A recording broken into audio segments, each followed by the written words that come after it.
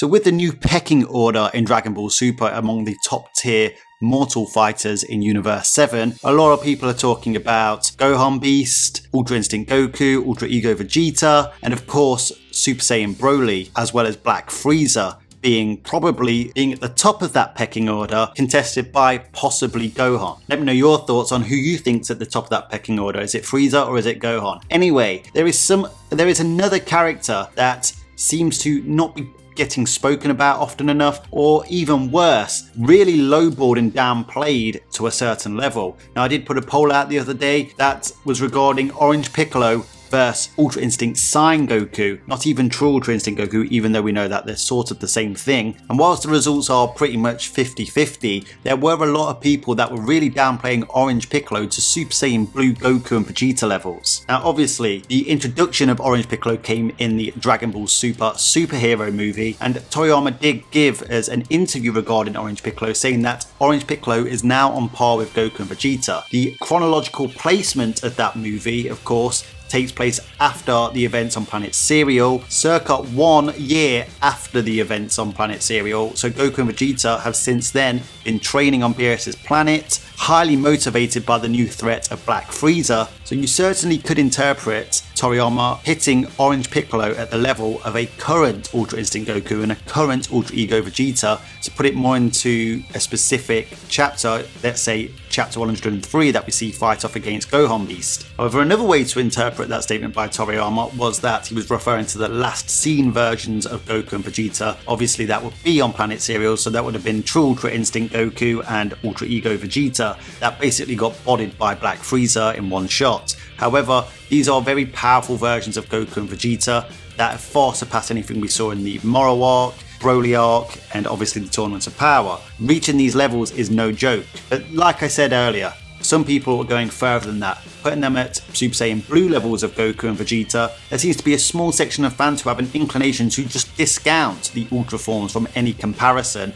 when it comes to comparing Goku and Vegeta to another character. If they've got a statement putting them on par, for example like Piccolo, no, the Ultra forms don't count. I don't see the plausibility in these arguments. I can't understand why, especially when somebody like Toriyama mentions it, that he wouldn't be considering Goku and Vegeta at their strongest. Personally, I do believe Orange Piccolo is on par with Goku and Vegeta. However, Goku and Vegeta have Ultra forms and are not just regular power-ups, they come with hacks abilities. For example, Ultra Instinct comes with speed hacks, dodge hacks, enhanced reaction time, critical hit hacks. He exploits openings as long as he keeps his heart calm. You know, he grows in battle in terms of sturdiness, as well as his moves become more precise. We do know that he has one weakness though, is that his accuracy can drop over time. He may have fixed that now post Planet Cereal. Ultra Ego, whilst we know a lot less about it due to the fact that it's a lot newer than Ultra Instinct and we've only seen it in one arc, it comes with damage amp hacks, where basically if he takes damage that's not too fatal, then it actually increases his power, because the damage he receives takes him deeper into the mind state of destruction, and if you're in the state of destruction, the more you can delve into that state of destruction, there are no limits to your power. Of course, that is a double-edged sword, the weakness being for Ultra Ego that he doesn't have the same anxiety taking damage, but if that damage vastly outweighs what he is capable of receiving, it will ultimately knock him out, as we saw against Black Frieza. Whereas what we're led to believe for Piccolo at the moment is that it is just a regular power-up. Now, I don't think that will remain the case, it's just that we don't know enough about the form yet. But in terms of the raw power reserves, to be putting him at Super Saiyan Blue level I believe is disingenuous. After all, even the Gammas were compared to Goku and Vegeta at one point. Now, you may say that they're not Ultra Instinct levels, but at the same time, to be putting them below Blue level, once again, defeats the point of them being at Goku and Vegeta level. If they're not at Blue levels by the time the superhero arc comes around, they're not really anywhere close to Goku and Vegeta. Of course, these comparisons were made by Piccolo himself, who has seen Goku and Vegeta in action with Super Saiyan Blue, and even seen them use Blue Evolution and Ultra Instinct. Now, whilst Piccolo at those particular points in time may not have been able to measure their godly ki, whether he can now is a different story, but whether he could at that time is a plausible argument. But he could measure the opponents they were facing off against, like Jiren, Moro. They had regular ki and Piccolo could sense their ki. It's also quite possible that he'd been able to sense the likes of Granola, and Gas from across the universe, potentially even Black Frieza himself. So whilst you could argue that Piccolo hasn't got a deadly accurate number or reading on the Gammas in comparison to Goku and Vegeta as of the superhero arc, he isn't going to be massively off that ballpark. Of course, Orange Piccolo decimated Gamma 2 and basically with that one punch ended the whole fight between Ultimate Gohan, Piccolo and the Gammas. And then of course, we saw that Orange Piccolo was able to at least contend with Cell Max. Sure, he was losing, but he wasn't exactly one-shotted in the same manner as, say, Goku and Vegeta against Black Frieza. So given that he's able to brutally one-shot an opponent that he believes are on Goku and Vegeta's strength, and given the last time we saw them was in the Moro arc, yes, they will have advanced since then, so there is that question. I think it's fair to say that Piccolo in the superhero arc, if you're going to lowball him, should at least be at the blue extension levels, and I believe he's somewhere between that and actually at the ultra levels of Goku and Vegeta. If I had to wager a bet, I would say he's on the levels of Ultra Instinct Goku from the Moro arc, possibly not at the levels of Ultra Instinct Goku in the Granola arc. It is very possible he is at Granola arc levels of Goku and Vegeta if he could sense, say, the likes of Granola, Black Frieza and Gas from across the universe. It wouldn't be the first time characters have sensed even weaker characters than Granola arc levels from across the universe in different arcs. Remember the Buu saga? And whilst we don't know a lot about Ultra Ego and all the abilities and hacks that may come with it, we know even less about Orange Piccolo. After all, even Ultra Ego got a full manga arc where it actually went into a bit of detail about the actual form itself, whereas Orange Piccolo kind of just got his new transformation from Shenron, had a fight, and that was it. We've not seen it since. What else could this form have, if it does have anything, of course, because we can only speculate now? Well, we know that the series is trying to move into hacks, skills and abilities to serve as equalizers or to trump just simple raw power alone. Piccolo asked Shenron to bring out his potential. Of course, he did the same ritual that Gohan got with the potential unleashed with Piccolo's Lime form, Lime Piccolo. I don't know if that's his official name.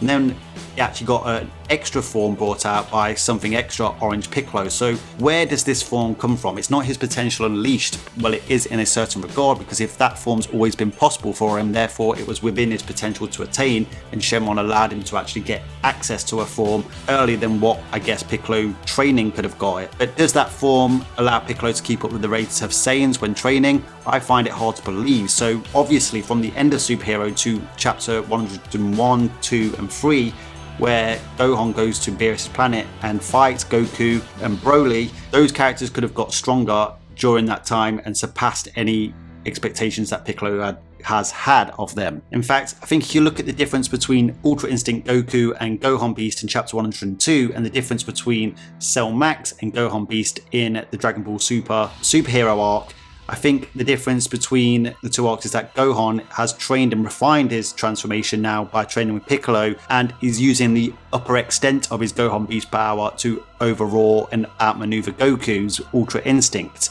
Whereas he pretty much just bodied Cell Max completely upon the initial transformation. So quite clearly, this Ultra Instinct Goku that we see post superhero against Gohan Beast has gotten stronger. After all, it is back. The silver-haired state is back to being his strongest form. After the Granola arc, it was actually true Ultra Instinct because Goku couldn't keep his heart calm. So that implies that Goku can keep his heart calm now, though it was just a sparring match, and maybe that's the reason why. So I think it's quite plausible that Orange Piccolo in the superhero movie did match ultra levels of Goku and Vegeta from the Granola arc. However, Goku and Vegeta have likely retook that lead by training on Beerus' planet in preparation for Black Frieza. As I mentioned earlier, the Ultra forms give Goku and Vegeta an advantage over somebody like Piccolo, who is just, as far as we know, strictly raw power at the moment. And Namekians don't grow at the same rate as Saiyans do. They just get new forms that elevate them to new tiers of power. And Orange Piccolo is, in my opinion, between Blue Extension and Ultra levels of power. However, whilst he may not grow at that rate, Namekians do have magic abilities, and this series is definitely going into the direction of hacks and magical abilities. Magic does have an effect even on the likes of Ultra Instinct, as we saw in the Moro arc. After all, Namekians are synonymous with the Dragon Balls, which are basically magic. Piccolo's new form is orange, just like the Dragon Balls. Obviously these are tedious links, but essentially what I'm trying to say is this form still has a lot of mystery and mysticism surrounding it, and given the direction they're going in with Daima, with the demons who often use magic, and the new hacks and abilities, I believe Piccolo may have more to this form than he actually recognised when he first attained the form against the Gammas and Cell Max. So whilst he might not be at the head of the table when it comes to the high tier power levels in the Mortal Universe 7 rankings, he's certainly at the table now. He's in the ballpark, and given his potential magical capabilities, he actually may have some abilities that could serve as equalizers to these higher power levels or ultra abilities.